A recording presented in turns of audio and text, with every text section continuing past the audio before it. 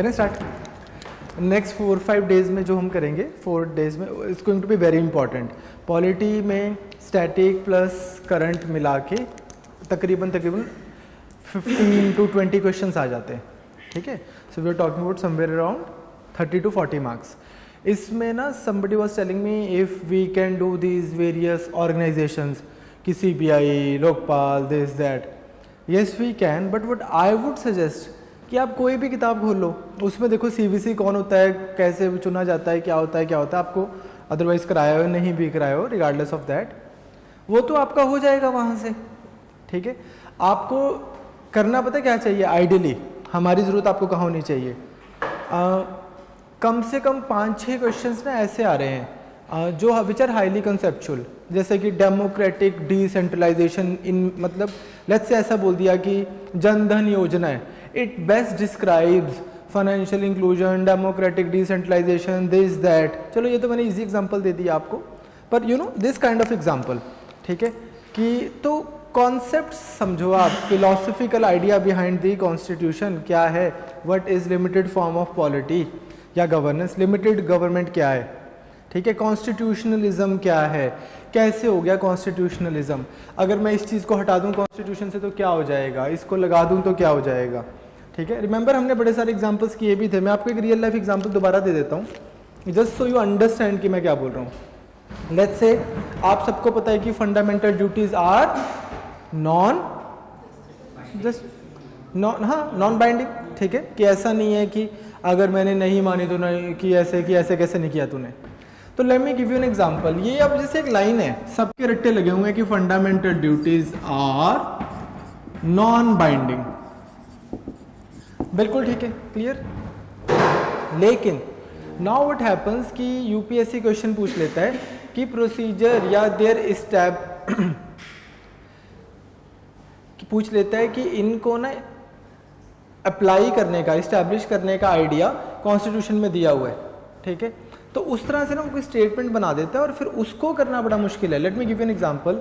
Let's take जैसे कोई हमारी, मान लो हाइपोथेटिकली स्पीकिंग फंडामेंटल ड्यूटी है, कोई कितनी सारी है, the very first is to respect national anthem and this and that. मान लो मैंने एक एक्ट बना रखा है, ठीक है, नेशनल सिंबल ऑनर, है ना, इस तरह से कोई एक्ट, एक एक्ट बनाया हुआ है जिसके ऊपर लिखा हुआ है कि अगर आपने ना इनकी रिस्पेक्ट करनी है और ऐसे डोरमेट्स नहीं बनाने तिरंगे वाले, ठीक है, और वो बनेंगे तो फिर 6 मंथ्स की सजा है। एक ये एक्ट बना हुआ है नंबर 1, दूसरा आपकी फंडामेंटल ड्यूटी भी है फर्स्ट। आज मैं एक काम करता हूं, मैं इस फंडामेंटल ड्यूटी को डिलीट कर देता हूं, अमेंड कर देता हूं और अब मैं डोरमैट बना लेता हूं, तो क्या मुझे पनिशमेंट नहीं होगी? होगी। आज मैं एक काम करता हूं, फंडामेंटल ड्यूटी तो रखने देता हूं यहां पे, लेकिन इस एक्ट को डिलीट कर देता हूं किसी को, तो क्या मुझे पनिशमेंट हो जाएगी? क्या पनिशमेंट दोगे, किस चीज की पनिशमेंट दोगे, कितनी दोगे, कौन देगा, कौन प्रूव करेगा, क्या कन्विक्शन होगी, कुछ नहीं है। You understand? तो अब क्या है कि अगर मैंने यहां पे भी रखा हुआ है, यहां पे भी रखा हुआ है, सो द पॉइंट बीइंग कि यू नीड टू अंडरस्टैंड कि जो एप्लीकेशन है, जो आपके ऊपर अप्लाई हो रहा है, it is not that moral dictum which is written out there, it is the act, precise act, ठीक है। तो इस तरह से ना बहुत सारे क्वेश्चंस आए हुए, जैसे लास्ट ईयर था वो क्वेश्चन की which of the following describes the relationship between law and liberty, no law no liberty, all law no liberty, no law all liberty, blah blah blah blah blah, ठीक है। अब ये वैसे वाले जो क्वेश्चंस हैं मेरे, आप मतलब ऑब्वियसली जो आप बोल रहे हो वो तो हम करा ही देंगे। आई वुड सजेस्ट कि आप इन क्वेश्चंस के लिए तैयार करो अपने आप को, वो तो सभी को आ जाएगा क्वेश्चन की सुप्रीम कोर्ट का जज कैसे अपॉइंट हो रहे हैं, और which of these forms the part of collegium, या ओरिजिनल जुरिस्डिक्शन क्या है, एक्सक्लूसिव जुरिस्डिक्शन क्या है, प्रेसिडेंट के लिए कौन वोट करता है, कौन नहीं करता, ये सब तो आपको हो जाता, ये सब हो जाएगा। वाइस प्रेसिडेंट के इलेक्शन के लिए कौन वोट करता है? मेंबर्स ऑफ पार्लियामेंट नॉमिनेटेड करते हैं, नॉमिनेटेड लोकसभा के भी करते हैं, या सारे करते हैं, वेरी गुड, सारे करते हैं। रिमूव कौन करता है? राज्यसभा करती है, और Rajya Sabha only Rajya Sabha can bring the resolution, और मेजॉरिटी कितनी चाहिए? 2/3 ऑफ व्हाट? पक्की बात है, पक्की बात है, पक्की बात है। कुछ इफेक्टिव मेंबरशिप जैसा कुछ सुना आपने कभी? इफेक्टिव मेंबरशिप, लक्ष्मीकांत में प्रॉब्लली गलत लिखा हुआ है, इफेक्टिव, इफेक्टिव, ठीक है।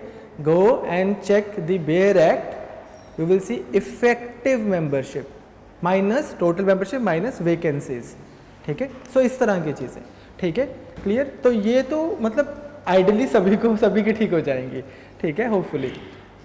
Again my point is that you need to understand what is democracy, what is, जैसे मैं ऐसे कुछ चीज लिख देगा वो स्टेटमेंट में ना कि substantial democracy is best defined by, first ऐसे लिख देगा 1 person 1 vote, ठीक है। लो ये एक बना ही लेते हैं कैसे MCQ, so that you understand.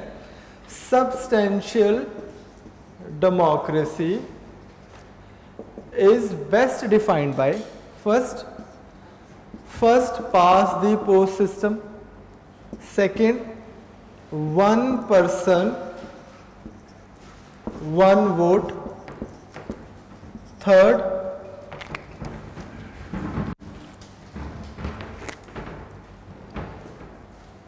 Free and fair elections, या इसको भी फर्स्ट पास द पोस्ट हटा के करते हैं। चलो सब्सटेंशियल ये एमसीक्यू करते हैं, ये अभी बनाया है, ठीक है। Substantial democracy is best defined by first universal adult suffrage, second 1 person 1 vote, सबको वोट है पहली बात। सेकंड ये बोलता है कि एक बंदे को एक ही वोट है, सबको तो है लेकिन ऐसा नहीं है किसी को ज्यादा किसी को कम है। Third free and fair elections, and fourth social economic and political equity, ठीक है। अब ये हो भी सकता है आपसे, नहीं भी हो सकता, आसान भी लग सकता है आपको, डिफिकल्ट भी लग सकता है, that is a different matter. My point is that you should prepare yourself for questions like these and not like कि आर्टिकल वो भी करना है, पर नॉट लाइक कि आर्टिकल 262 में क्या लिखा हुआ है, क्या लिखा हुआ है 262, पानी पानी रे, इंटर वाटर स्टेट डिस्प्यूट्स, है ना, है ना, है ना, सो यू रिमेंबर, ठीक है, जो है। तो पॉइंट बिंग, लेकिन ये तो किसी कॉन्स्टिट्यूशन के किसी उसमें ऐसे तो नहीं लिखा हुआ ना किसी क्लॉज में, ये आपकी अंडरस्टैंडिंग ऑफ पॉलिटी चेक कर रहा है। तो बताओ भी इसका आंसर क्या है? डी, पक्का डी है? किसी ने डी के अलावा कुछ और करना है? You would go for 2 1 person 1 vote, okay okay. तो जैसे नॉर्मली हम क्या करते थे ना, इफ यू मे रिमेंबर, हम बोलते थे कि डेमोक्रेसी को 2 पार्ट्स में डिवाइड कर दो, substantial democracy and procedural democracy. Procedural democracy जिसमें ये सब कुछ हो रहा है, सबके पास वोट है, फ्री एंड फेयर इलेक्शंस हो रही हैं, ये सब कुछ हो रहा है। लेकिन लेट्स टेक एक ऐसा सिस्टम लगा लो जहाँ पे सबके पास 1 person 1 vote है एक डेमोक्रेसी में, लेकिन वहाँ पे क्या है कि चलो मैं मतलब रिलीजियस लाइंस पे समझा देता हूँ, किसी भी लाइन में समझ सकते हो आप, मान लो। लेकिन वहाँ पे क्या है कि 10% सिख रहते हैं और 90% क्रिश्चियंस रहते हैं एक ऐसी जगह पे। तो अब क्या है कि चाहे उनके पास एक वोट है, पर जब भी इलेक्शन हो और first past the post system से हो, सो प्रॉब्लम हो सकती है, ठीक है। Problem in the sense, not problem, but problem in the sense that maybe if you have to choose 1 person, there is a likelihood that a Sikh will never be chosen. So there is likelihood है ना, क्योंकि वो तो सिर्फ 10% है, 90% दूसरे हैं, तो उसमें फिर पॉलिटिकल इक्विटी, पॉलिटिकल भागीदारी नहीं होगी ना, कम होगी ना। So how is this democracy in substance? It is a democracy in procedure. आपने फ्री एंड फेयर इलेक्शन कराया, सब कुछ कराया। तो हमारी कंट्री में आपने बहुत चीजें देखी होंगी, जैसे कि reservation on the basis of population, ठीक है, सब्सटेंशियल डेमोक्रेसी का पार्ट है। लेकिन सिर्फ यहीं तक बात नहीं है, जैसे हम ये भी करते हैं कि पंचायती राज इंस्टीट्यूशन लेके आ रहे हैं। अब मेरा पॉइंट क्या है, आपने ना मेंटल फिक्सेशन नहीं बनानी कि अगर पंचायती राज इंस्टीट्यूशन की बात होगी तो बस डेमोक्रेटिक डिसेंट्रलाइजेशन है, कोई और आइडिया तो मैं बीच में घुसाऊंगा ही नहीं, ऐसे नहीं करना। अगर डेमोक्रेटिक डिसेंट्रलाइजेशन है, बॉटम अप अप्रोच है, तो don't you think that you are strengthening substantial democracy? You understand? So कहने का पॉइंट मेरा क्या है कि you need to keep your mind open as the statement में कम, और जो भी ऑप्शंस होंगी हर एक को बहुत फेयर फ्री माइंड से, विदाउट एनी फिक्सेशंस, आपने ध्यान से असेस करना है कि यार ये इससे स्ट्रेंथनिंग हो रही है डेमोक्रेसी की। अगर हो रही है सब्सटेंस में, इन सब्सटेंस भी लग रही है डेमोक्रेसी, ऑफ कोर्स लग रही है कि लोकल लेवल तक आप ग्राम सभा तक चले गए और ग्राम सभा में सारे लोग इकट्ठे हो रहे हैं और वो डिसीजन ले रहे हैं, of course it is strengthening substantial democracy. दूसरी चीज, मॉडल कोड ऑफ कंडक्ट जैसे लिख दिया मैंने, will strengthen procedural democracy? Will it strengthen procedural democracy? Yes it will. Model code of conduct लगा हुआ है तो फिर नेताओं को पता है कि यार ये कर सकते हैं, ये नहीं कर सकते, ऐसा हो सकता है, ऐसा नहीं हो सकता, ठीक है। For example yesterday only I was sitting with somebody, ठीक है, some minister from Madhya Pradesh, and they were telling me, वो बोलते हैं कि वो हरियाणा में या यहाँ वहाँ पे ऐसा उन्होंने देखा कि जो स्पीकर है, मान लो जैसे पंजाब में इलेक्शन हो जाए तो क्या होएगा कि model code of conduct announce होने के बाद में भी पंजाब के स्पीकर कांग्रेस के होंगे क्योंकि कांग्रेस की सरकार है। तो बोलते हैं कि कांग्रेस के जो स्पीकर है, he would go to the party headquarter, which is usually not done under model code of conduct. Understand? कहते तो वो उधर वो इस चीज़ को, मध्य प्रदेश वगैरह वाली साइड को पे इसको सीरियसली लेते हैं। हमारे यहाँ पे क्या है, वो तो उन्होंने बोला कि मेरे को, उनको किसी ने बोला कि पंजाब हरियाणा में स्पेशली पुराने वाले जो लोग रहे हैं उन्होंने इतना उल्लंघन किया है कि इतनी एक छोटी मोटी बात को इग्नोर कर दिया जाता है। पर चलो regardless of that, point being कि आपको पता है कि हाँ जी मॉडल कोड ऑफ कंडक्ट लगा है तो प्रोसीजरल डेमोक्रेसी स्ट्रेंथन होती है। अगर वोटर्स को अवेयरनेस दी जा रही है, कल परसों आपने देखा होगा पीआईबी पे इलेक्शन कमीशन ने बड़े सारे मीम्स उतारे थे, उन्होंने चेक किया कि जैसे ये था ना, वो बॉर्डर मूवी में वो बंदा छुट्टी मांग रहा होता है और वो बोलता है कि मेरे को काम है, तो सनी देओल बोलता है काम तो सबको है, तो वैसे ही बंदा बोलता है कि वोट डालने के लिए कि मैं नहीं जा रहा हूँ, मुझे काम है, तो सनी देओल का बना रखा है कि काम तो सबको है, लेकिन डेमोक्रेसी कैसे स्ट्रेंथन होगी अगर सब बोलेंगे मैंने जाना है। तो point being they are trying to connect the youth कि आ जाओ और वोट करो। उससे क्या होएगा, प्रोसीजरल डेमोक्रेसी स्ट्रेंथन होएगी, लोग आएंगे मैक्सिमम, ठीक है। सो इस तरह से मेरा मतलब है कि आपने अच्छे से पढ़ना है, मतलब समझ के पढ़नी है पॉलिटी, कि अगर फंडामेंटल राइट्स हटा दिए ले क्या हो जाएगा, उससे एब्रिज कर दिए क्या हो जाएगा, बेसिक स्ट्रक्चर का आइडिया क्यों है, क्या हो जाएगा। आज हिंदू की फ्रंट न्यूज क्या है, आरटीआई से बोलते जुडिशरी की इंडिपेंडेंस कर्टेल हो जाएगी, कैसे, वो आपको पता होना चाहिए कि क्या कोई इतने बड़े लोग अगर कोई बात बोलेंगे तो ऐसे बिल्कुल रिटोरिक, एम्प्टी रिटोरिक तो नहीं देंगे।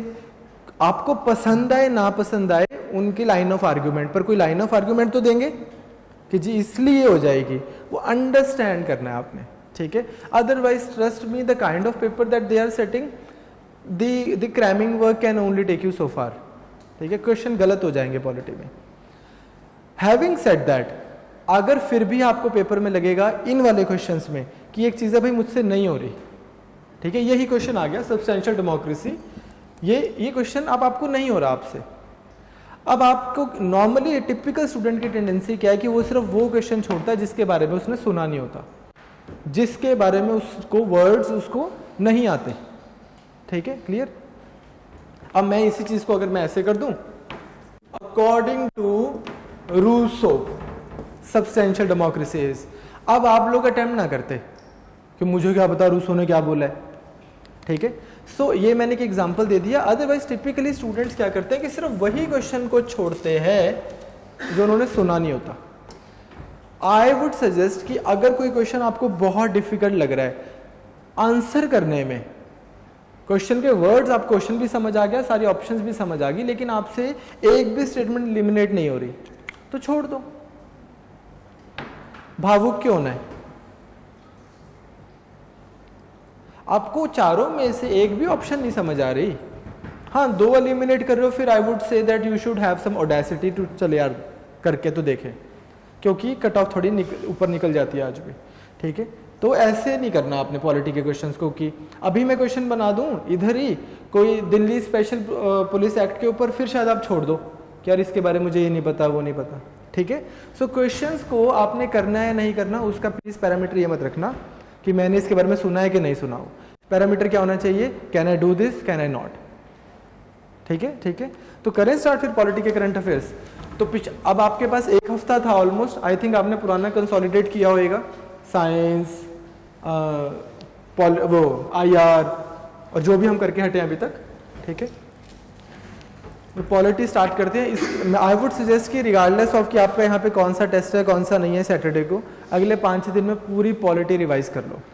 ठीक है, करंट आपका इधर हो जाएगा, स्टैटिक आप खुद से वैसे रिवाइज कर लो। ठीक है, ये तो मतलब कोर पार्ट में से है, इंडियन ज्योग्राफी, पॉलिटी, इकोनॉमी। ठीक है, पॉलिटी और इकोनॉमी में आपके मार्क्स आ सकते हैं अच्छे, लीड दिलवा सकते हैं आपको ये। ठीक है, क्लियर।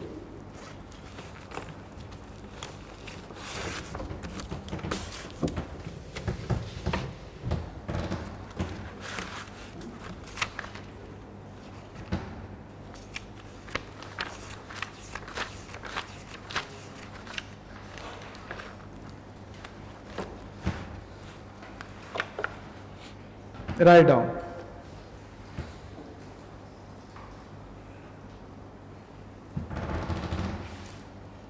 The preamble, जल्दी जल्दी लिखना, चाहे डूडलिंग ही कर लिया करो। ठीक है, The preamble lists LISTS establishment of a secular state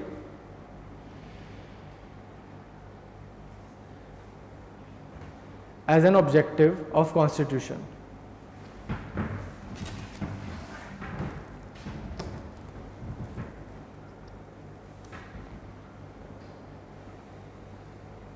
ठीक है, सेकेंड,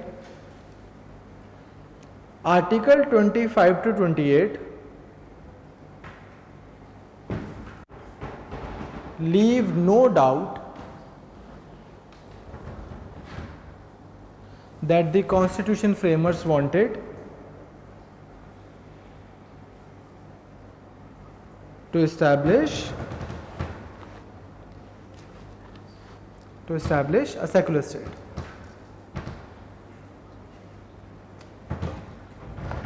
हाँ जी, 1, 2, both, none.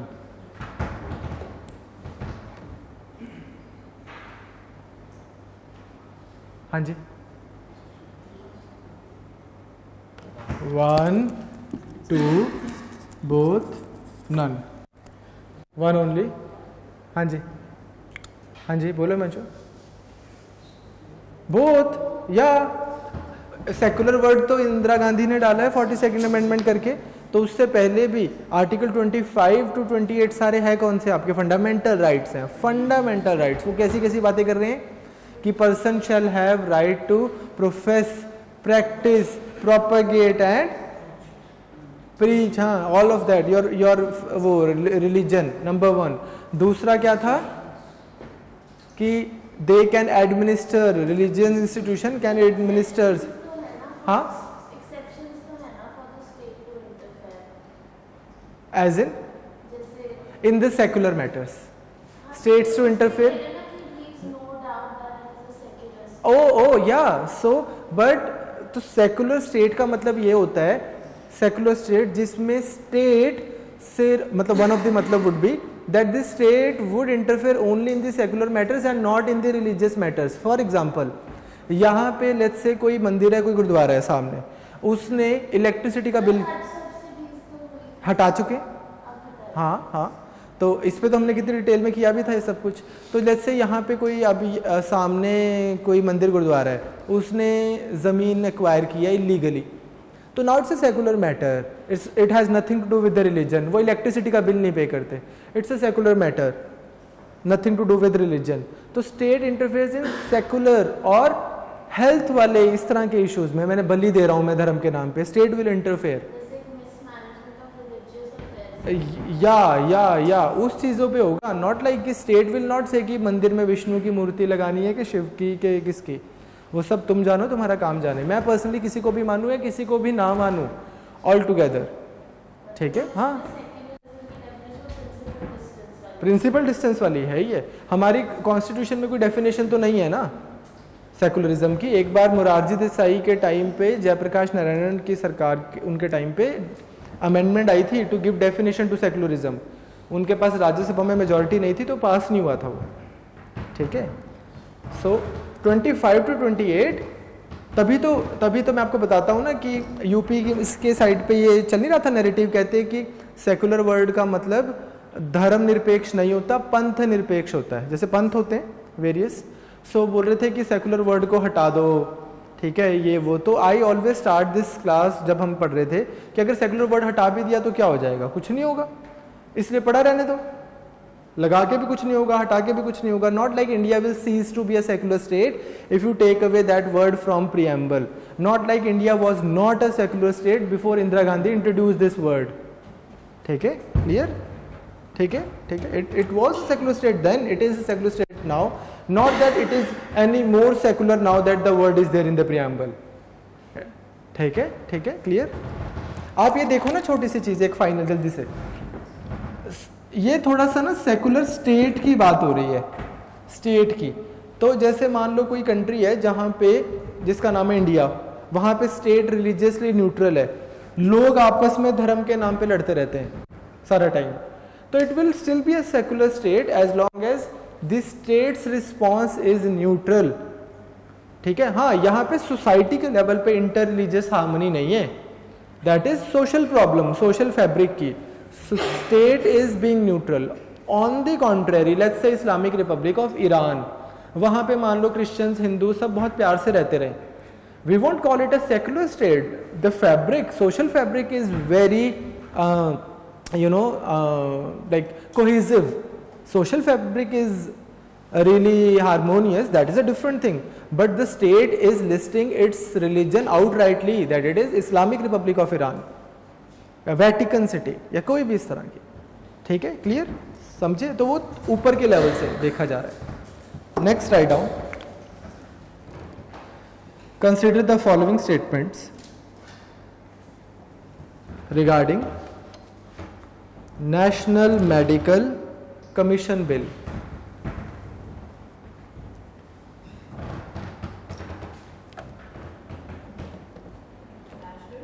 Medical commission bill,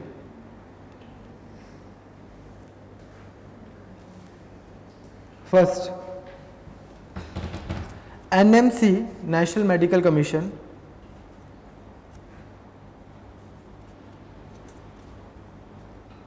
the proposed successor of the MCI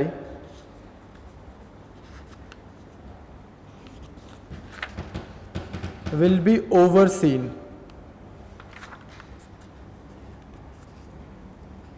by an independent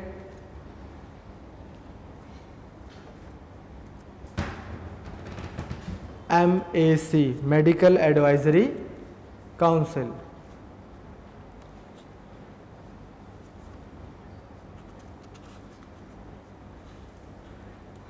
Second, no member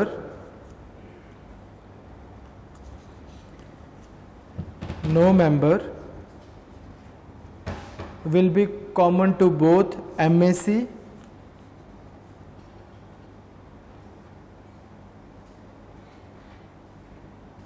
and NMC. MAC क्या है? मेडिकल एडवाइजरी काउंसिल, और NMC क्या है? National medical commission.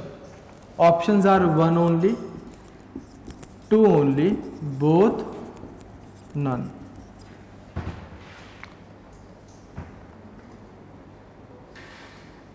हाँ जी,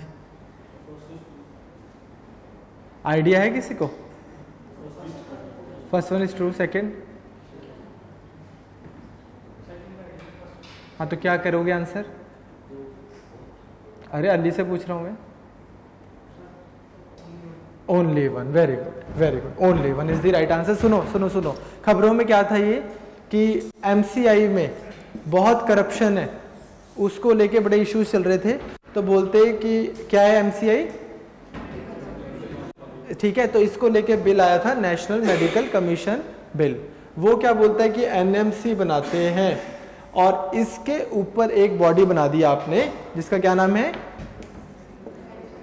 ठीक है, ठीक है, ये बॉडी बना दो और ये इसको चेक करेगी, इंडिपेंडेंट बॉडी। तो फर्स्ट ऑप्शन तो ठीक है, लेकिन इसके जो बंदे हैं उसको इधर भी जगह दे रखी है, तो जो लिखा हुआ है ना सेकंड ऑप्शन की मेंबर्स आर नॉट अलाउड, तो उसके मेंबर ही वहां बैठ जाएंगे, तो फिर तो इंडिपेंडेंस ही नहीं रही। इसलिए हिंदू वगैरह में इसके काफ़ी आ रहे थे क्वेश्चंस, आर्टिकल्स आ रहे थे कि लाइक वेरी क्वेश्चनेबल रेमेडी, कि आप ये करप्शन हटाने के लिए अगर कोई चीज़ लेके आ रहे हो, तो जो ओवरलुकिंग बॉडी है, लेट्स से इस क्लास में बहुत करप्शन है, और मान लो कि एक बॉडी मैंने बनानी है जो क्लास में करप्शन ना होने दे, और उस बॉडी में मैं 10 बंदे इस क्लास के बिठा दूं, फिर तो हो गया काम, फिर क्या करप्शन हटेगी। सो इस तरह से खबरों में था ये, ठीक है। नेक्स्ट राइट डाउन, एक लिखो डिवाइस, सामने फीचर।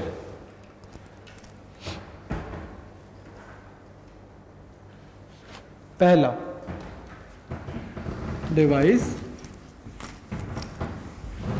Second feature. पहला 0R, 0 ZER, 0R, इसके आगे लिखो members can raise matters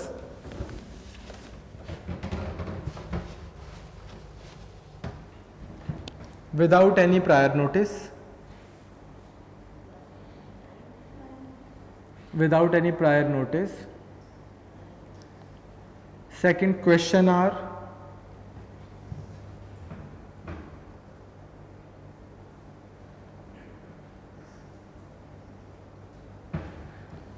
members ask questions to ministers or private members.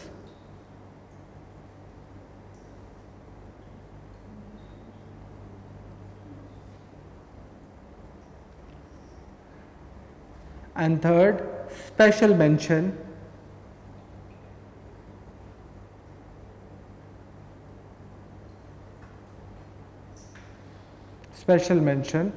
a matter which cannot be raised during question hour.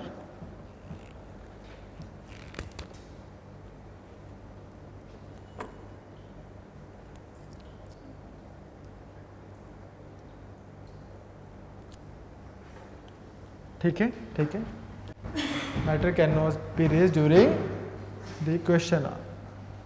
हाँ जी, 1 and 2 only, 2 and 3 only, 1 and 3 only, 1, 2 and 3।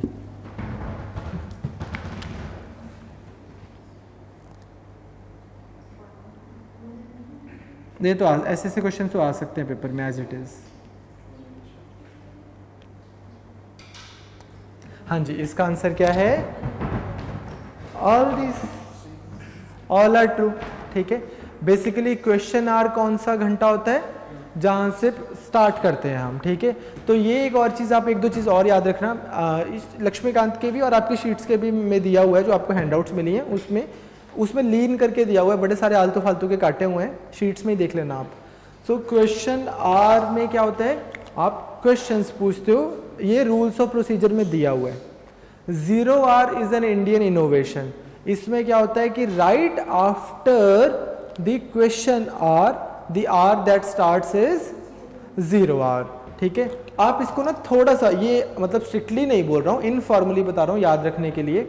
मान लो 11 बजे शुरू हो जाता है सेशन सुबह, 11 से 12 का हो गया क्वेश्चन आर, 12 को हम ऐसे लिखते हैं। ठीक है, तो 0R आप ऐसे याद रख सकते हैं। 11 बजे सेशन स्टार्ट हो गया, 1 घंटे के बाद 0R। ठीक है, क्लियर, याद रखने के लिए 1 घंटे इधर होता है। ठीक है, और स्पेशल मेंशन क्या होता है कि कोई ऐसा क्वेश्चन आपने पूछना है प्राइवेट मेंबर को या किसी मिनिस्टर को जो ऑलरेडी क्वेश्चंस के उसमें नहीं था, लिस्ट में नहीं था, तो वो होता है स्पेशल मेंशन। इसमें ही चलो एक चीज़ और क्विकली सुन लो, आपको याद है क्वेश्चंस भी हमने डिफरेंट किए थे, जैसे कि स्पेशल मेंशन तो हो गया, 2 और किए थे, स्टार्ट क्वेश्चन और अनस्टार्ट क्वेश्चन। ठीक है, स्टार्ट क्वेश्चन कौन से क्वेश्चन होते हैं, इसको भी याद रखने के लिए आप एक छोटी सी बात हमें रखना। मैं आपको बोलता हूं कोई भी चीज की यार ऐसा कर लेंगे, ठीक है, मैं कुछ आपको ओरली बोलता हूं, तो आप क्या बोलोगे, आप नहीं मानोगे। मैं कुछ कमिट करता हूं ओरली, लेकिन मान लो नरेंद्र मोदी कमिट करता है, ओरली भी कमिट करे तो आप मान लोगे, क्यों? क्योंकि वो स्टार है। स्टार्स की ओवरऑल बात भी इंपॉर्टेंट होती है, ठीक है। सो अगर कोई क्वेश्चन स्टार्ड है, क्योंकि कंफ्यूजन होती रहती है इसलिए हम बेतुकी सी आपको एनालिसिस बना के एग्जांपल देके दे रहे हैं, कंफ्यूजन होती रहती है पढ़ने के बाद। सो अगर कोई स्टार है तो उसकी क्वेश्चन कैसा होएगा, स्टार्ट क्वेश्चन का ओरल, ठीक है। रिटर्न आंसर नहीं चाहिए, ओरल आंसर चाहिए, ठीक है। और अगर कोई चीज ओरली डिस्कस हो रही होती है तो you can have supplementary questions as well. मैंने इससे कुछ पूछा, इसने मुझे कुछ आंसर दिया, मैंने इससे कुछ और दोबारा क्वेश्चन पूछ लिया। On the other hand unstarred questions are the ones जिनका फॉर्मल रिटर्न आप रिप्लाई मांगते हो रिटर्न क्वेश्चन में, ठीक है, क्लियर। अब ऐसा तो आप किसी को नहीं करोगे कि किसी को बोल दिया कि जी बताइए एपीएमसी एक्ट में ऐसा ऐसा ऐसा करके मेरा कोई क्वेश्चन है, मिनिस्टर 10 दिन में आंसर तैयार करके लाता है, उसने आंसर बताया वहां पे, मैंने बोल दिया अच्छा और ये बताना और लिख के बता मेरे को दोबारा। So point being that unstarred question will not have supplementary questions, ठीक है। स्टार्ट याद रहेगा, अनस्टार्ट याद रहेगा, ठीक है। तो या पॉलिटिकल साइंस की क्लास होती तो मैं आपको कुछ और एनालिसिस देता, ठीक है। तुम लोगों की टॉलरेंस थोड़ी कम है। हाँ बोल। स्पेशल मेंशन यही वाला जो क्वेश्चन आवर्स वगैरह में नहीं है। Attention, you call the attention of the house and then you ask the question. Next write down protection of, ये याद रहेगा ना आपको, question hour, oral, this, starred, unstarred, ये सब ये आ सकता है इसमें से। Next write down protection of human rights act 1993 provides for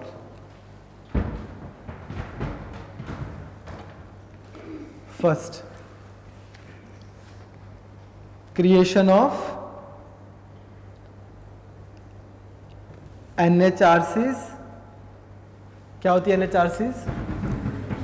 national human right commissions, very good. as well as state HRCs, ठीक है।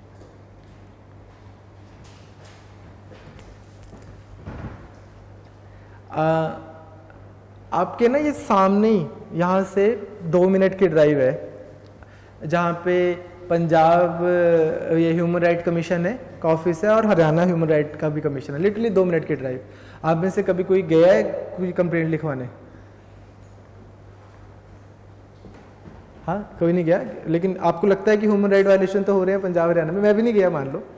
The point being, again point being कि ऐसा नहीं है कि जब तक आप IAS नहीं बनोगे तब तक आप रिस्पॉन्सिबल सिटीजन या तब तक आप चेंज नहीं ला सकते, ठीक है। ये you are fooling yourself and others, ठीक है। ये कि कोई एम्पावर कर दे मुझे, पहले एक मेरे पास गाड़ी हो, एक 2-3 एकड़ का घर हो, अगर मेरा कोई रैंडम कार्डर हो गया, या चंडीगढ़ का है तो चलो आधे 500-250 गज का घर हो, ठीक है, और ये सब हो, फिर मैं चेंज लाऊंगा, ठीक है। ऐसे थोड़ी होएगा, ठीक है। तो यार राइट डाउन, आपको सरकारी नौकरी चाहिए ताकि शादी हो जाए, ठीक है, ऐसा वाला राइट डाउन। तो सेकेंड, एस्टैब्लिशमेंट ऑफ, पहले तो ये, second establishment of exclusive HRCs in every district,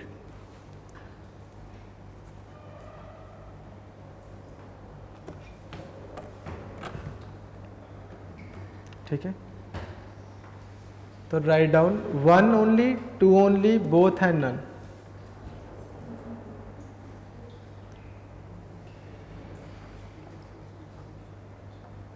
HRC क्या होता है? Human rights courts. हर एक डिस्ट्रिक्ट में ह्यूमन राइट कोर्ट्स और, ठीक है, नेशनल ह्यूमन राइट कमीशन और स्टेट ह्यूमन राइट कमीशन, ये सब प्रोवाइड करता है।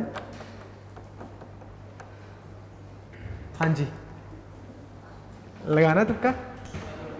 1 ओनली, कोई और? 1 ओनली, बोथ, बोथ, बोथ, ठीक है। तो लिख लो, चलो साइड पे एक लाइन, ठीक है। तभी हिंट भी दिया था आपने कि आप जाओ स्पीडी ट्रायल करवाओ कोई, ठीक है, हर एक डिस्ट्रिक्ट में क्यों बनाया था कि so that speedy trial of human right violation cases. ठीक है, clear. So write down these HRCs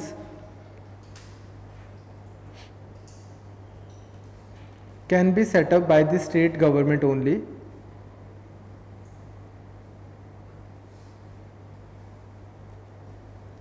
with the concurrence of Chief Justice of High Court।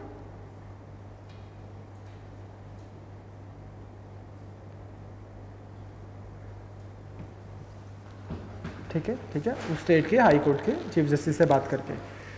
Next write down local complaints committee,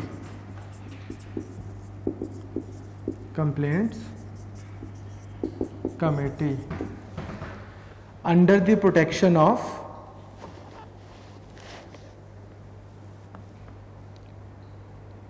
of women against sexual harassment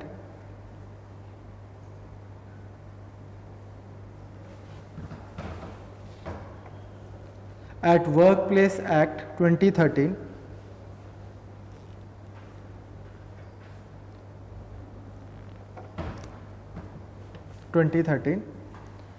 will address complaints where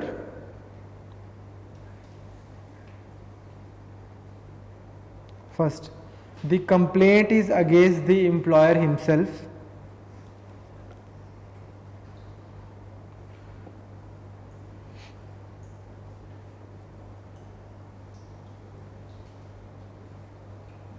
second, the complainant belongs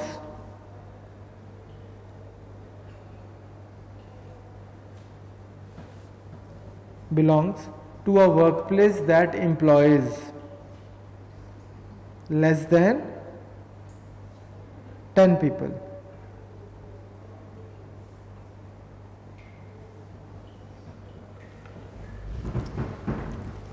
One only, two only, 1 and 2 and none।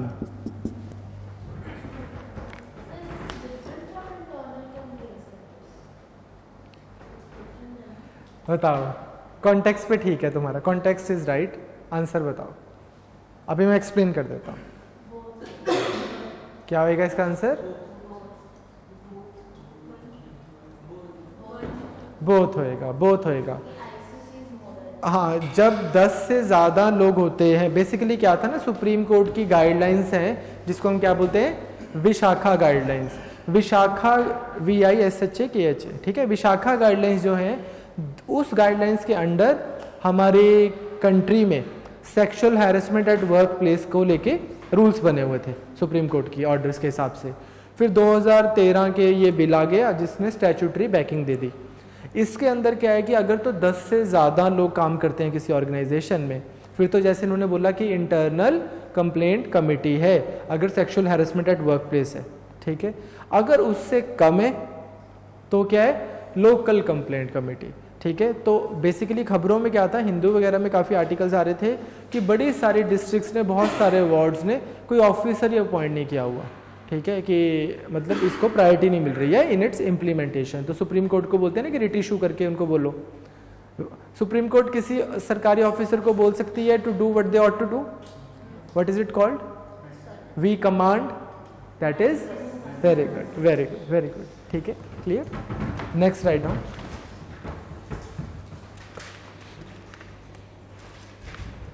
एक इसी के context में ना side पे एक NGO लिख लो, आने के चांसेस कम है, पर inclusion foundation,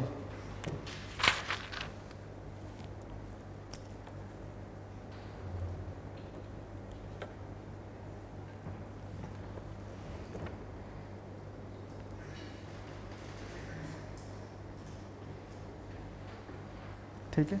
next write down, okay, write down the outcome of cases such as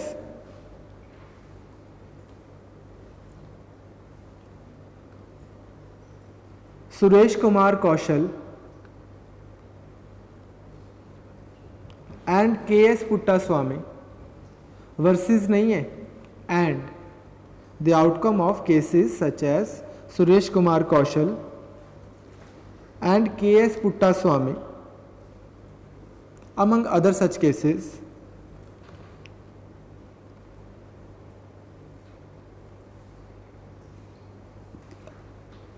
have a bearing on citizens,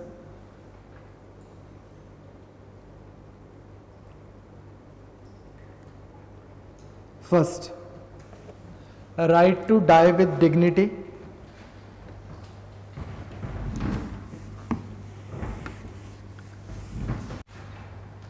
Second, right to early childhood care and education.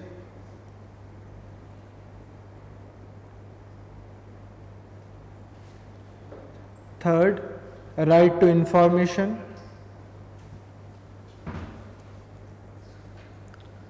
And fourth,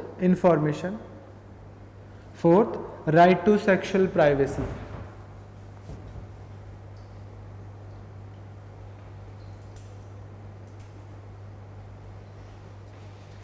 हाँ जी, raise your hand. हाँ, ये हरजान. पता नहीं sir, पानी P रहा हूँ मैं. विनय. हाँ, right to die with dignity.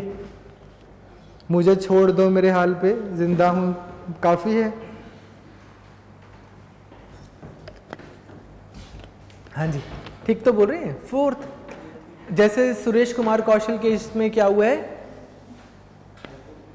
The criminalisation of same sex, like the criminalisation of intercourse between same sex was upholded, which was seen as a blow to your personal sexual freedom. आपने बोला कि ये criminal ही है भाई, ये criminal act है, ठीक है. Which was a blow to personal freedom, ठीक है. सेकंड थिंग ये तो आपको पता ही है कि जो K.S. पुट्टास्वामी था, इसमें तो जस्टिस ने बोला ही था कि state should not be telling you what to eat, what not to eat, what to wear, what not to wear, and state should not be asking you और telling you your sexual preferences and choices. ठीक है, clear. तो both are somewhere related to your sexual privacy. इसी तरह मतलब कहने का मतलब क्या है, आपने रिलेट करने हैं किस चीज़ की, फंडामेंटली किस चीज़ की बात कर रहे हैं. ठीक है, नेक्स्ट राइट डाउन.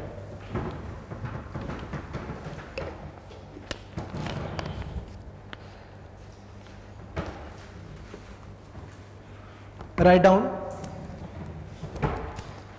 एक assertion,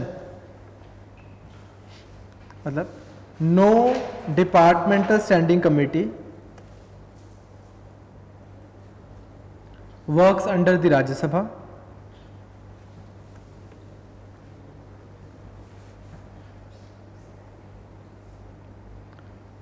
and reason. The objective of departmental standing committees DSC is to ensure या is to secure financial accountability,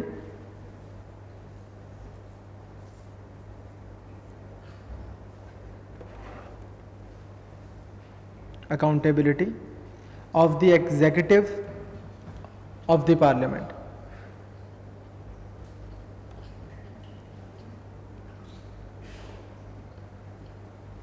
ठीक है.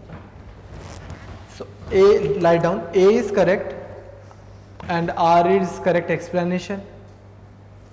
Second, A is correct and R is not the correct explanation. C, A is incorrect and R is correct.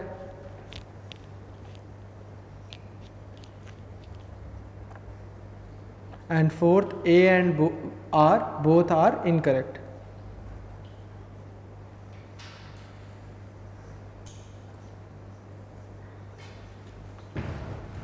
हाँ जी, which is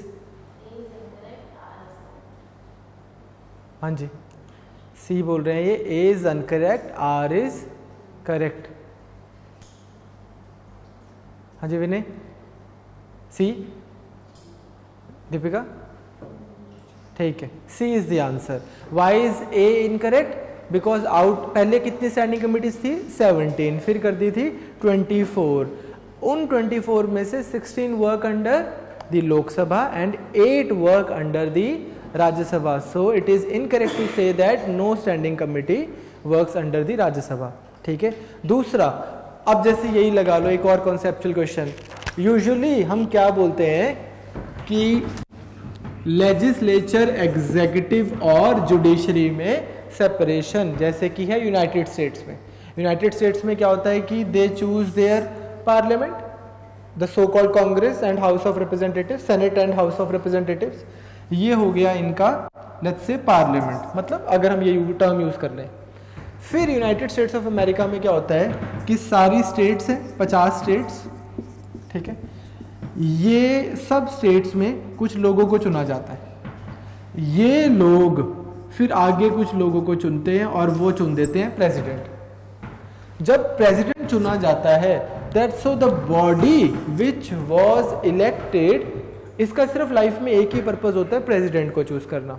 ये body disappear हो जाती है, ठीक है। अब ये 4 साल बाद दोबारा चुनी जाएगी, फिर ये अपना प्रेसिडेंट चुन लेंगे। President had nothing to do with the parliament, Congress और सेनेट।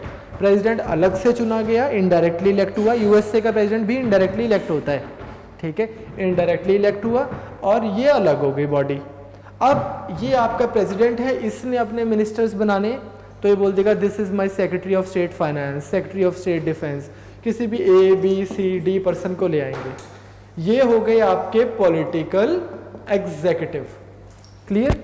और ये हो गया आपका लेजिस्लेचर, जिसको वो सेनेट या कांग्रेस बोलते हैं। सेनेट बोलते हैं अपनी राज्यसभा को, हाउस ऑफ रिप्रेजेंटेटिव्स हो गया उनके लोकसभा का equivalent. And then they have the judiciary. So there is this strict separation among the 3 organs, 3 pillars. On the other hand, when it comes to India, हम क्या कर रहे हैं, पूरे हिंदुस्तान में अभी और 2-3 महीने में चुनाव हो जाएंगे, आप पूरे एमपीज चुन लोगे। आपने क्या चुना? कंट्रीज लेजिस्लेटिव बॉडी चुनी, लेजिस्लेचर चुना आपने, पार्लियामेंट की बॉडीज, ठीक है। इन्हीं में से जो रूलिंग पार्टी होती है, इन्हीं में से आपके बन जाते हैं पॉलिटिकल एग्जीक्यूटिव। एग्जीक्यूटिव्स को हमने ऐसे डिवाइड किया हुआ है ना, एग्जीक्यूटिव्स को 2 types of, political executive and जो आप सिविल एग्जीक्यूटिव्स हो जाते हो, या फिर temporary executive and permanent executive, ठीक है, क्लियर, या फिर elected executive and selected executives. तो ये आईएएस, आईपीएस, ये वाले एग्जीक्यूटिव हो जाते हैं और ये हो गए आपके मिनिस्टर्स, ठीक है। सो इसमें क्या है, हमारी कंट्री में इधर से ही आ रहे हैं, लेजिस्लेचर से ही आपके वो आ रहे हैं executive. So in our country there is no separation, strict separation between executive and legislature. However we do have separation between executive and judiciary. इसी वजह से डीपीएसपी में भी 50 नंबर डीपीएसपी शायद है ना, हाँ 51 तो हो गया इंटरनेशनल ट्रीटीज वाला। डीपीएसपी नंबर 50 किस बारे में बात करता है? स्टेट शेल क्या होएगा डीपीएसपी में? Ensure separation of executive and judiciary and not legislature, executive and judiciary.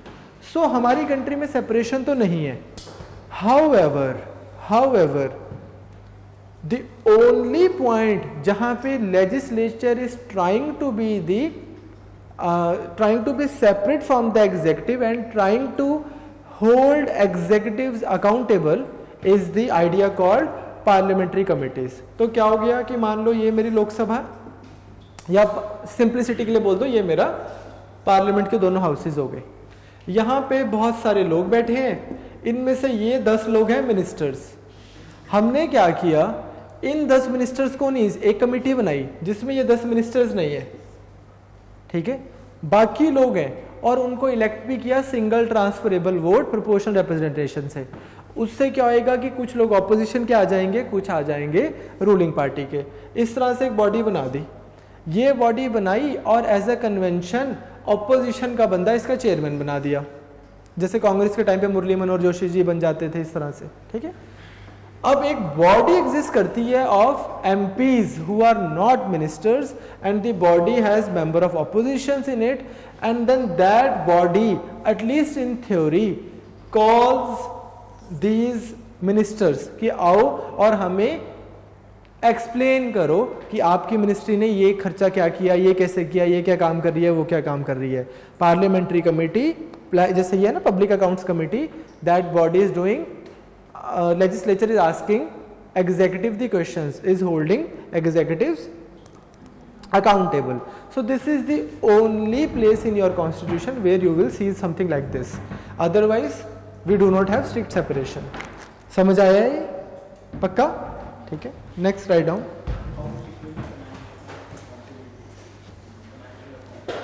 Financial accountability, जैसे ना फाइनेंशियल अकाउंटेबिलिटी यही है, फाइनेंशियल अकाउंटेबिलिटी यही है बेसिकली. एक सेकेंड,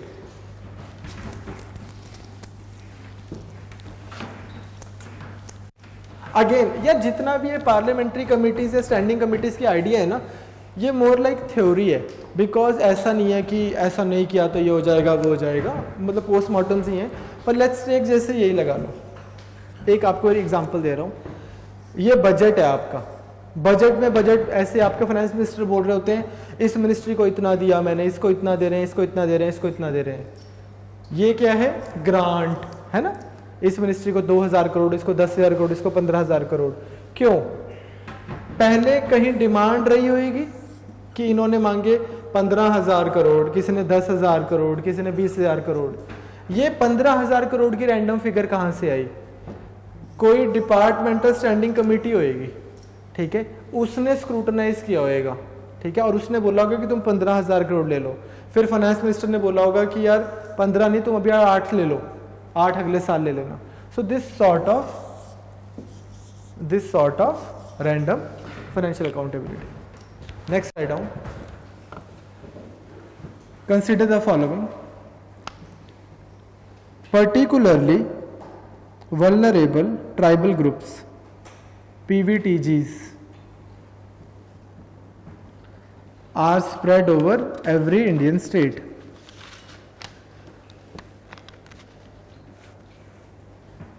ठीक है. Next,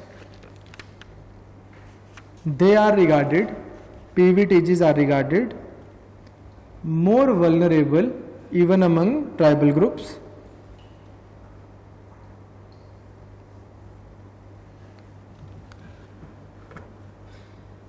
And third,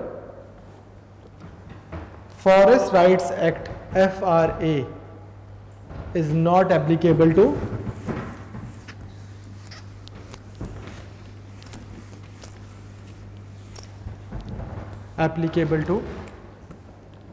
PVTGs.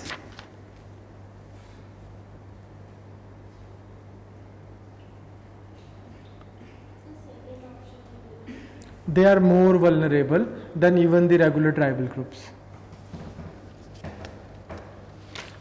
हाँ जी, 1 only, 1 and 3, 2 only, 2 and 3.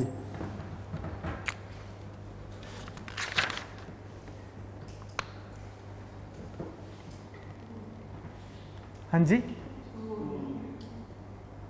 2 only.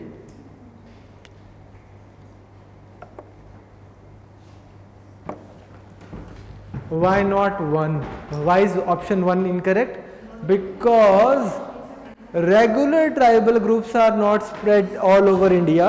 तो primitive tribal groups तो कहाँ से ही होंगे, ठीक है.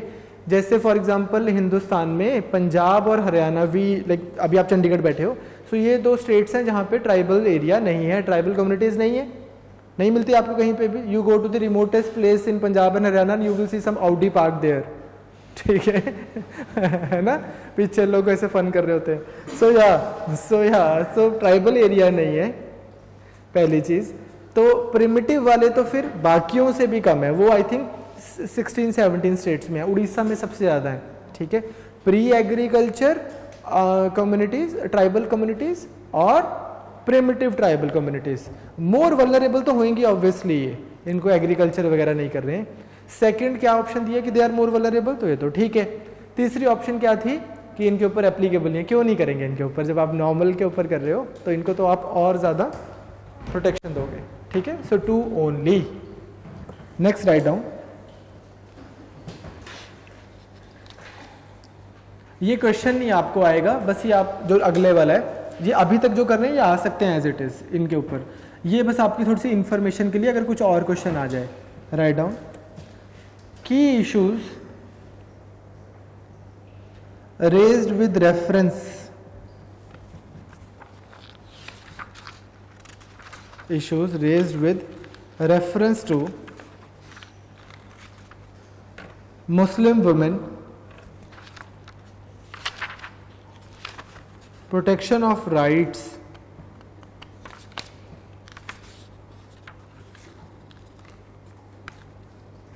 protection of rights bill 2017,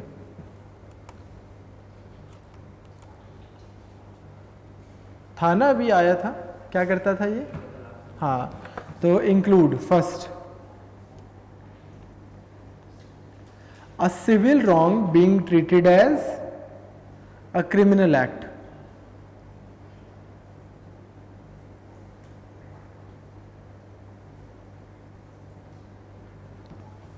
second the utilisation of waqf fund WAQF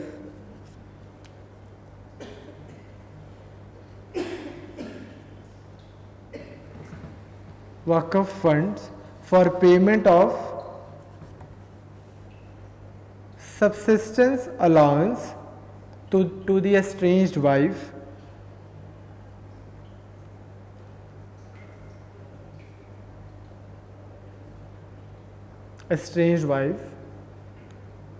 Third, the potential for misuse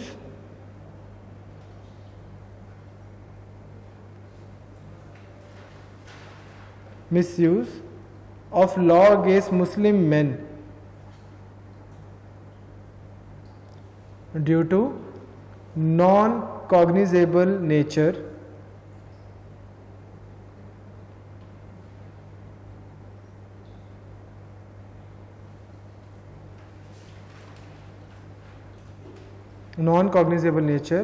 being assigned to the offense of pronouncing triple talaq.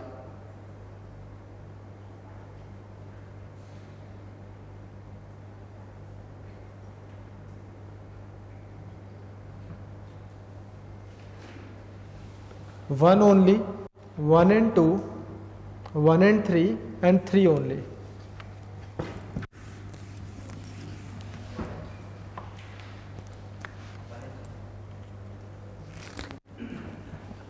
One only, 1 and 2, 3 only, नहीं 1 and 3 and 3 only. हाँ जी, raise your hand.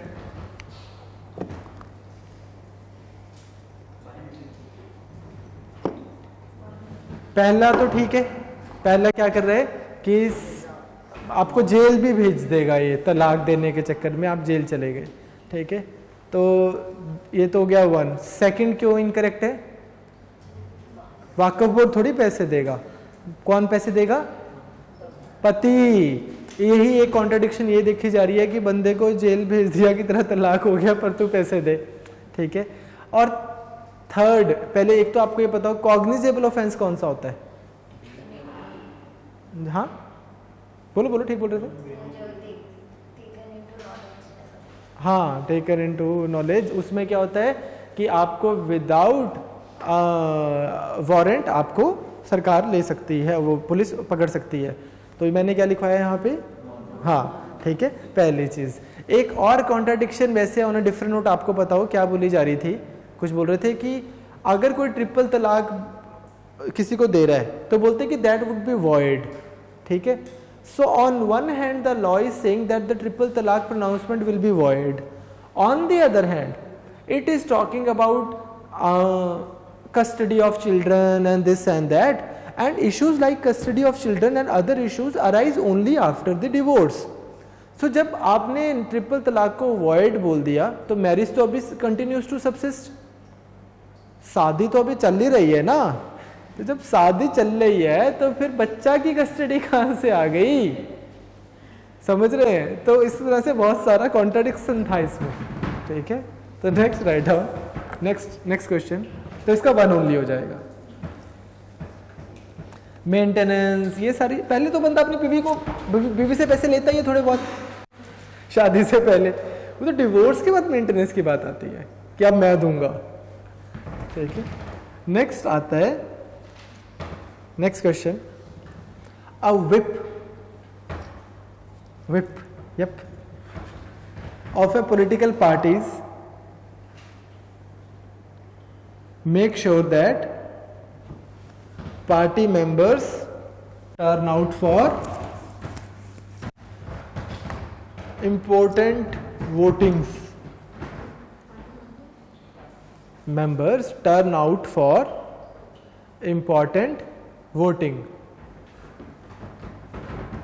ठीक है, second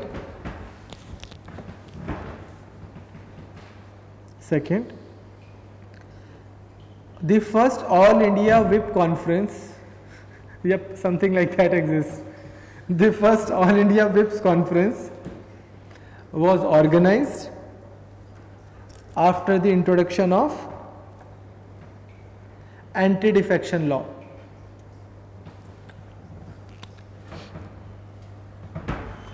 One only, two only, both and none. हाँ जी, हो ये तो, ये कैसे कर रहे हो आप?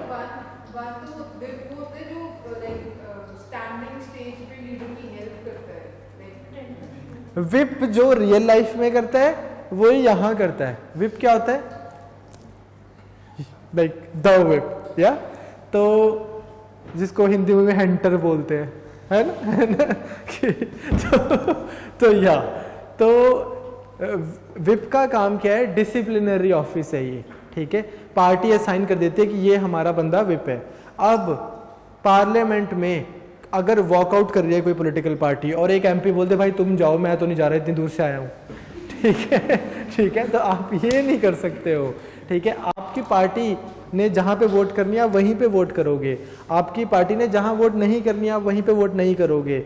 अगर आपको बुलाया वोटिंग के लिए, you will come and so disciplinary office जो है ना वो विप का है। ये बेसिकली ऑफिस स्ट्रॉन्ग कब होता गया? एंटी डिफेक्शन लॉ के बाद, क्योंकि उसके बाद ऐसा कर दिया कि if you don't obey to the parties, if you don't, जिससे ना एक क्रिटिसिज्म है, आपको मैं अलग से कराऊंगा एक मेंस के पॉइंट ऑफ व्यू से, कि बोलते हैं कि एंटी डिफेक्शन ने क्या कर दिया, it considers dissent for defection. आप आज की डेट में पार्लियामेंट में खड़ के ऐसा बोल भी नहीं पाते हो कि आपकी पार्टी ने कुछ गलत किया और आप उसके खिलाफ कुछ बोलो तो भी विप आपको नोटिस इशू कर देगा। हाँ, ऐसा हो सकता है कि मेरी पार्टी की कोई वोटिंग हो रही है, मैं नहीं आ पाया, तो ऑटोमेटिकली ऐसा नहीं कि विप बोलेगा ऐसे कैसे नहीं आया। हाँ, provided that whip knows that I am असमर्थ, I am incapable of coming and voting. So disciplinary office है पहली चीज। Second thing you need to, ठीक है, तो क्लियर रहेगा आपको विप क्या है? यही जो बोलेगा कि वोटिंग करने पहुंचना है सबने, ठीक है, पिटाई करने वाला ऑफिस, पहली चीज। सेकेंड थिंग एंटी डिफेक्शन से रिलेटेड है, लेकिन फर्स्ट कॉन्फ्रेंस इसके पहले जनरल इलेक्शंस के बाद ही हो गई थी। ठीक है, ये फैक्ट कहीं लक्ष्मीकांत वगैरह में कहीं पे मिलेगा नहीं, इंपॉर्टेंट भी नहीं है, पीआईबी की खबर थी तो उसके अकॉर्डिंग बस मैंने आपको बता दिया। ठीक है, तो फर्स्ट जनरल इलेक्शंस के बाद हो गया था 1952 में all India whip conference. Anti defection के बाद में ये ऑफिस स्ट्रांग हो गया। ठीक है, उससे पहले भी थ्योरी में तो एग्जिस्ट करता ही था, ब्रिटिश कॉन्सेप्ट है ये विप का ना, वहां पे हाउस ऑफ कॉमन्स में यूज होने वाला। Next write down, yup, one only, क्या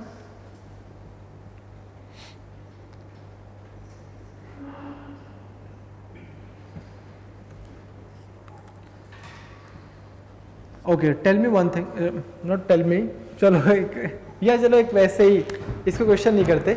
एक बात बताओ कि ओरिजिनल सुप्रीम कोर्ट जो है वो वाटर डिस्प्यूट्स में तो इंटरफेयर नहीं कर सकती, या कोई भी कंट्री कोई भी कोर्ट नहीं कर सकती, बिकॉज आर्टिकल 262 सेज व्हाट, क्या?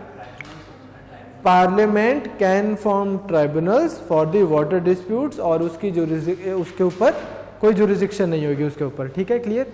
फिर भी आप देखोगे कावेरी डिस्प्यूट या ये सारे डिस्प्यूट्स में सुप्रीम कोर्ट के पास जा रहे हैं, कैसे? वेरी गुड, ठीक है, ठीक है। तो आपको बस ये पता हो कि कौन सा आर्टिकल हो जाता है,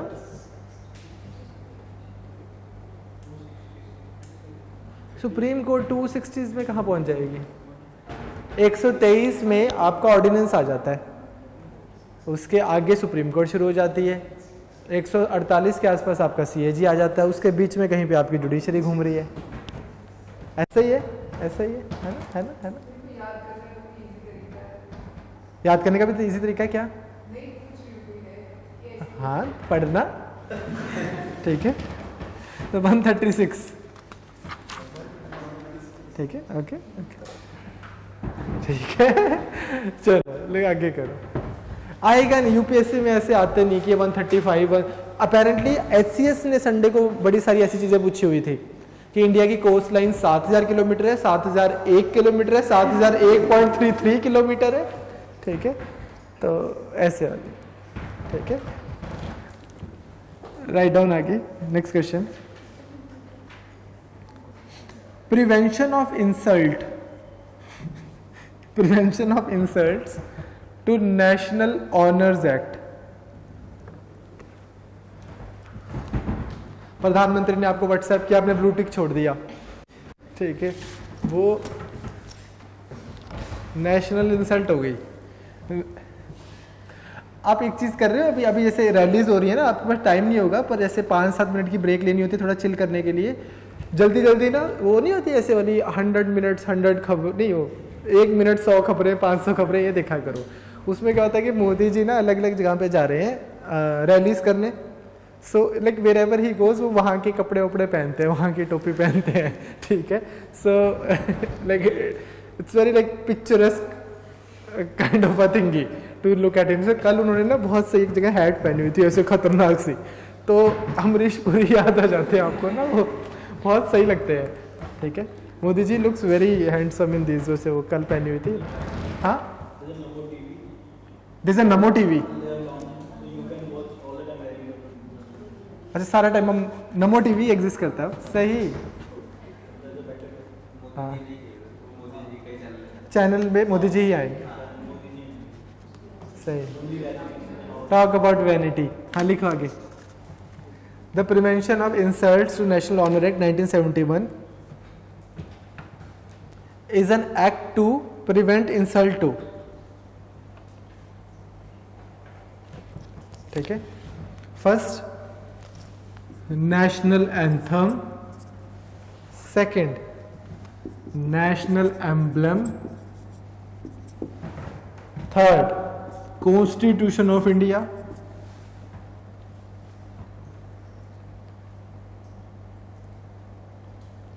and fourth national flag.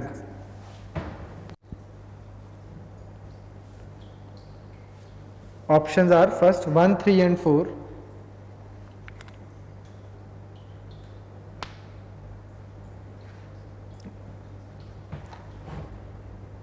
second 1 and 3 only,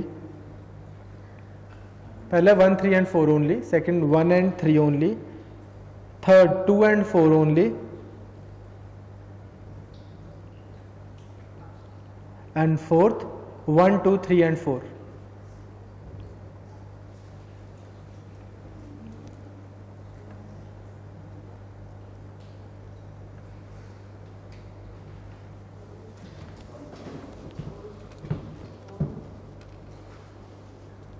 हाँ जी, ए। ठीक है, ए 1, 3 and 4।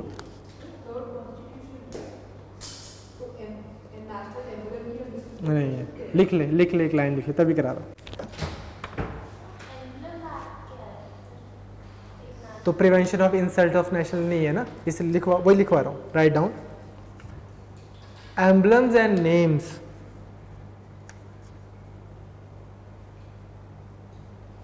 emblems and names, prevention of improper use act 1950।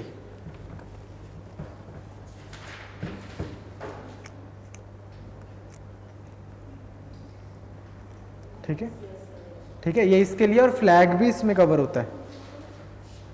ठीक है, एक और कौन सा है, फ्लैग कोड ऑफ इंडिया 2002। लिखो, flag code of India 2002 is an attempt to bring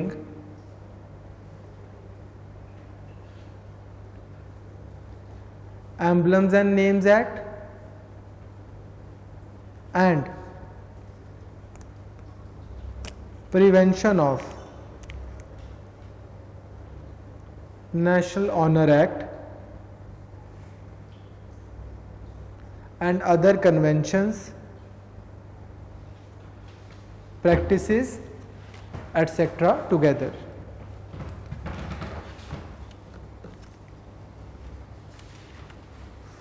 Next, write down जल्दी.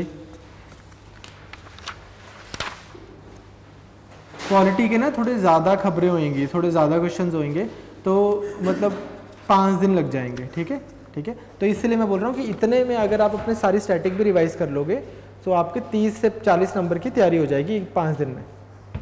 बस फिर 80 नंबर और लेने हैं. हो गया. Next, write down which among the following subjects the 42nd and 156th report of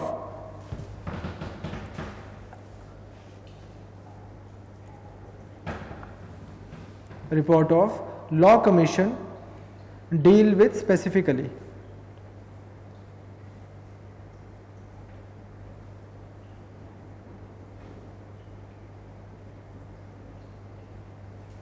ठीक है.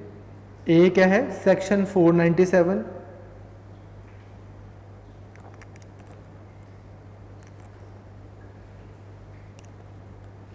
Second, section 498A.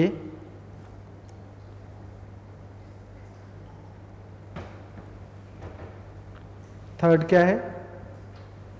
The code of criminal procedure in its entirety.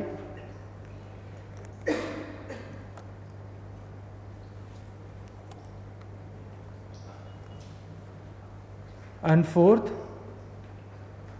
the IPC in its entirety.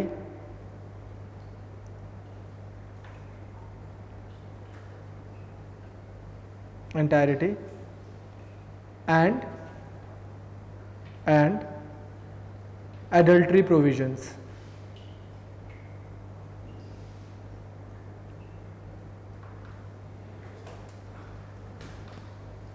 हाँ जी.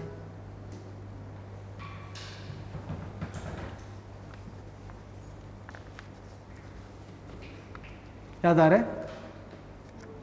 Fourth याद है क्या हुआ था कि जो फर्स्ट वाली रिपोर्ट थी 42nd रिपोर्ट, इसने हेजिटेंटली बोला था कि एडल्टरी प्रोविजन रख लो लेकिन पनिशमेंट कम कर दो. यू रिमेंबर दैट प्रोविजन की where this married couple and then this this another boy and this and that and blah blah blah, वो हमने किया था पहले. ठीक है, तो उससे रिलेटेड थी ये रिपोर्ट. इसके बारे में एक लाइन लिख लो बस. कौन सी कमिटी थी? एक और, justice Malimath, MALIMATH, Malimath committee 2003.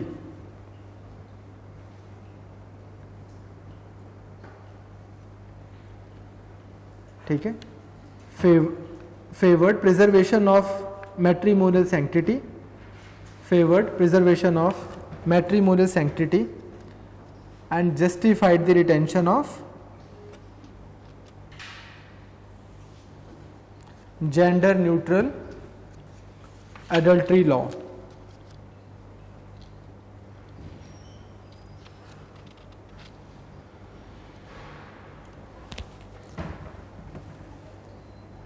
Next, write down जल्दी से. The definition of the term state under article 12 can be applied to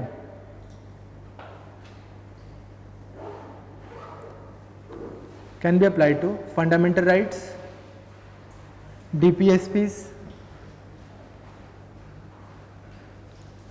C both, D none.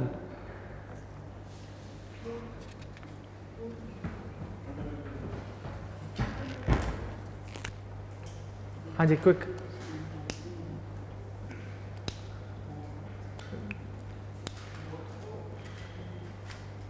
हाँ जी बेटा. बोथ. Y1 चैप्टर में उसमें दिया हुआ है article 12 to 35 we have fundamental rights. तो 12 में बता रखा है पहले बोला हुआ ना कि स्टेट शैल, मतलब हमने आइडिया फंडामेंटल राइट्स का क्या है कि state shall not make laws which are inconsistent to the fundamental rights, ठीक है। तो 13 में तो हमें ये बोल रखा है आर्टिकल 13 में कि लॉज का मतलब डेफिनेशन क्या है, तो कहते हैं कोई लॉ, कोई ऑर्डिनेंस, कोई एग्जीक्यूटिव ऑर्डर, कोई सनद, कोई कुछ, किसी भी तरीके से सरकार लॉ नहीं लेके आ सकती जो कि इनकंसिस्टेंट हो with fundamental rights. You remember this thing ना। सो आर्टिकल 12 में उससे पहले ये बताया कि सरकार के अंडर आता क्या क्या है, तो उसमें कल को कोई डीसीए ना बोले कि यार सरकार का मतलब तो वो सरकार है जो पार्लियामेंट में बैठी है, मैं तो एक ऑफिसर हूँ, या कोई बंदा ओएनजीसी के ऑफिस में बैठा बोले मैं तो सरकारी नौकर हूँ, ठीक है। तो just to make it clear, या कोई पंचायत वाला ही बोल दे कि यार हमारे यहाँ तो कांग्रेस की सरकार है, मेन सरकार तो वो है जो सेंटर में बैठी है, तो इस वजह से just to make it clear that state in any of its form can not make laws or pass orders which are inconsistent to your fundamental rights. They have defined state in a very holistic manner from in article 12 goes all the way to 35. 36 में फिर क्या लिखा हुआ है, state shall be same as given in article 12, ठीक है। तो ऐसे नहीं, ये वाले लॉजिक नहीं लगाने कि उस चैप्टर में दिया है इसमें दिया है, ठीक है। बिल्कुल भी क्लैरिकल होके पेपर नहीं देना, ठीक है। नौकरी करनी है क्लैरिकल के बाद में, क्लैरिकल के पेपर मत देना, फायदे में रहोगे, थोड़ा ओपन माइंड से अच्छे से पेपर देना, क्लियर। सो अब 13 में भी आपको याद है ना थोड़ा थोड़ा, 13 में कॉन्स्टिट्यूशनल अमेंडमेंट लिखा हुआ है,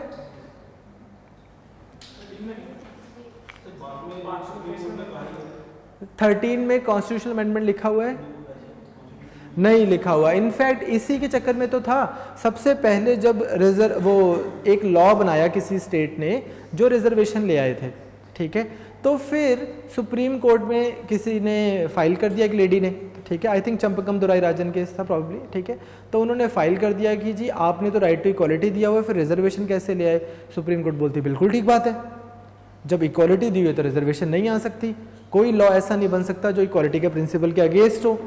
हाँ, लेकिन अगर ये रिजर्वेशन कॉन्स्टिट्यूशन में डाल देंगे और फिर लॉ आता है, then the law will be in accordance with the constitution itself. तो फिर कॉन्स्टिट्यूशनल अमेंडमेंट लेके फर्स्ट अमेंडमेंट में ही आपको वहाँ पे रिजर्वेशन का आइडिया आ जाता है धीरे धीरे, ठीक है, या कोई भी लगा लो प्रॉपर्टी से रिलेटेड कुछ भी, तो क्या हो जाता है कि अब आप you amend the constitution itself. फिर क्या हुआ था कि हमारी स्टार्टिंग में क्या अंडरस्टैंडिंग थी, that the definition of law given under article 13 does not include constitutional amendment. That means state can do anything with the constitution by amending the constitution.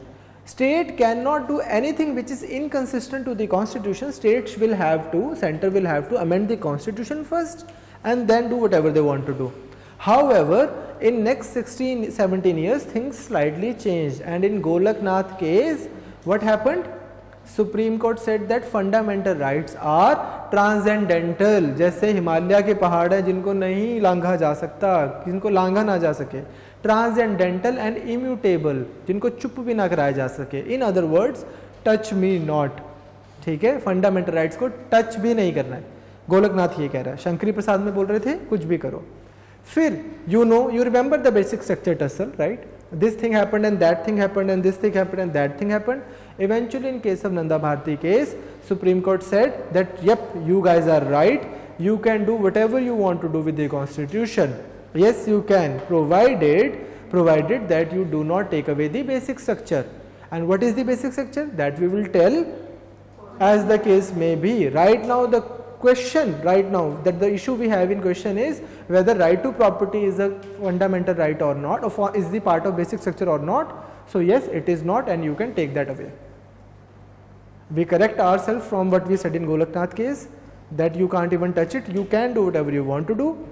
Right now you want to take away the fundamental right called right to property. Yes, you have every right to do so, you can do that, but basic structure is something that we will tell from point to point. ठीक है, धीरे धीरे, याद है ना ऐसा। तो 13 में कॉन्स्टिट्यूशनल अमेंडमेंट दिया नहीं है, वो सुप्रीम कोर्ट की इंटरप्रिटेशन से बाद में आ गया। हाँ मानेंगे, अगर लिखा जाएगा कि वो आपको डेफिनेशन ही ऐसे। यार आपको ना एक चीज़ और समझनी है थोड़ी सी, यूपीएससी का बहुत बड़ा पेपर है, वो ऐसे क्वेश्चंस नहीं बनाएगा, नहीं डालेगा जिन पे ना फिर रिट्स डलनी शुरू हो जाए। पीपीएससी थोड़ी है कि बाद में बोलते जिसने पेपर दिया था सारे मेंस तो दे ही लो, बाद में देखेंगे क्या होगा, ठीक है। एसएससी भी आ जाती है ना, मेंस के रिजल्ट से 3 दिन पहले एसएससी वो आ जाती हैं कोर्ट से ऑर्डर्स कि जिसने पेपर दिया था सारे आके एक बार मेंस दे लो, फिर देखेंगे कौन से क्वेश्चन का क्या आंसर है। यूपीएससी ऐसा नहीं करती, वो आपको क्वेश्चन में पक्का कोई एक ऐसी फंडामेंटली ठीक चीज़ या गलत चीज़ बोलेगी जिस पे आपका आंसर ठीक या गलत होएगा। मोस्टली ऐसा नहीं होता, हाँ यूजुअली नहीं आएगी, ठीक है, क्लियर। चलो I will see you tomorrow.